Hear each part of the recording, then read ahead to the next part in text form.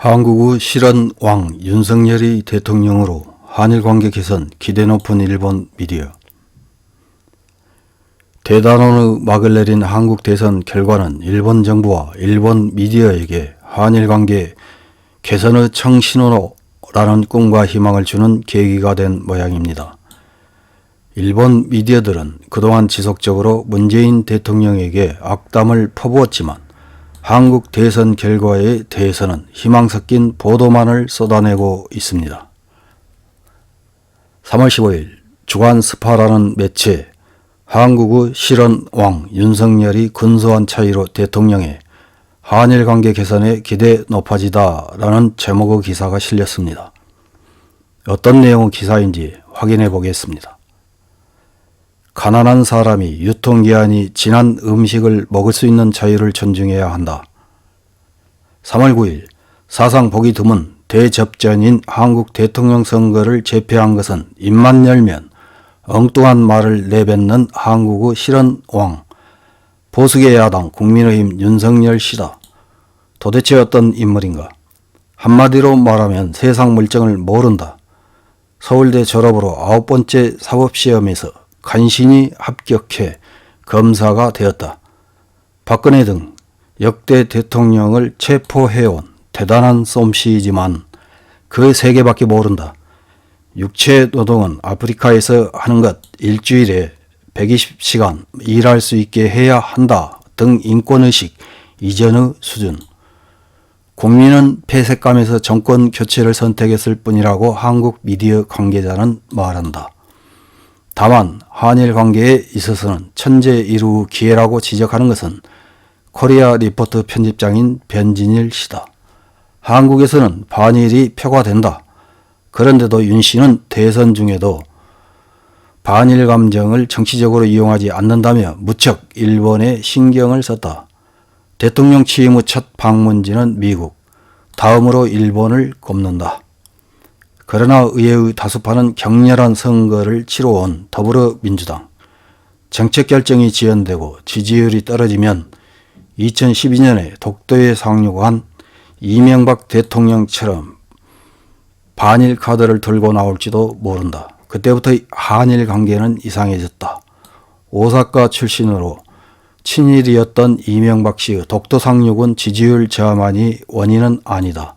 전년 한국 헌법재판소가 위안부 문제 미해결은 이혼이라는 결정을 내린 것이 크다. 곤란해진 이 씨는 노다 요시히코 수상에게 상담했지만 아주 쌀쌀맞게 거절당해 사면 초과해. 그로부터 4년 후 아베 정권은 박근혜 대통령에게 양보해 사죄와 위안부를 지원하는 기금에 10억엔의 출연에 합의했다. 그렇다면 이 정권 때 한 발짝 다가섰더라면 하는 아쉬움이 남는다. 검찰총장을 지낸 윤 씨는 사법적 판단을 무시할 수 없다. 징용공 문제에서 일본 측이 국제법 위반이라고 버티기만 하면 윤 씨도 꼼짝할 수 없다. 국제사회가 혼미를 거듭하는 가운데 지금이야말로 미래지향의 관계를 구축할 때일 것이다. 윤 씨가 중시하는 것은 1998년 오부치 게이조 수상과 김대중 대통령이 합의한 한일 공동선언이다. 이것은 한일 신시대의 개막이었다. 과거의 역사를 근거로 해 기시다 후미오 수상은 재차 사죄의 말을 할 것도 없이 공동선언에 입각해서라고 하면 된다. 고노 다마나 무라야마 다마가 아니라 공동선언이 국회나 기자회견에서의 선전 문구가 되는 것은 아닐까라고 변 씨는 말한다. 이런 기사를 읽은 일본 네티즌들은 어떤 댓글을 달았는지 몇 개 확인해보고 마치겠습니다. 첫 번째 댓글입니다.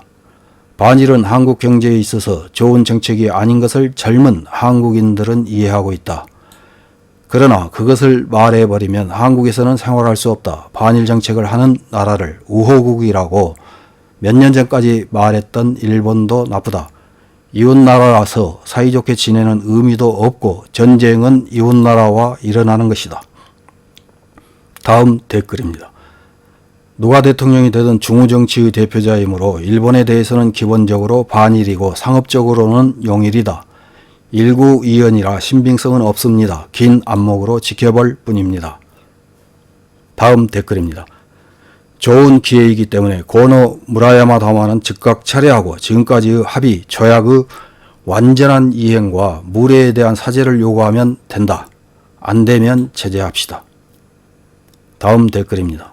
반일 감정의 정치 이용만으로 악화된 것은 아니잖아. 레이더 조사, 이안부 재단, 제멋대로 해산, 독도 시료 지배, 불상 반환 등등 물리적인 반의를 반복한 결과이기 때문에 정말로 관계 개선하고 싶다면 이런 사실의 공개나 공식 사과, 독도 철수를 하고 나서 해야 되지 않을까? 다음 댓글입니다. 누가 대통령이 되더라도 아무것도 변하지 않을 것이다. 조약 등이 맺어져도 정권이 바뀌면 모두 뒤집힌다. 나라와 나라의 약속 따위 깨는 것에 아무것도 생각하지 않는다. 이제 단교할 수밖에 없을 것 같다. 다음 댓글입니다. 일본의 경제 규모는 한국의 약 3배, 관계 악화의 데미지는 한국이 크고 관계 호전에 따른 이익은 비율로서 한국 측이 커진다. 먼저 어떻게든 하고 싶은 것은 한국이며 일본이 적극적으로 움직일 필요는 없다. 마치 국력이 대등한 것 같은 논조로 유도되어서는 안 된다. 이상입니다.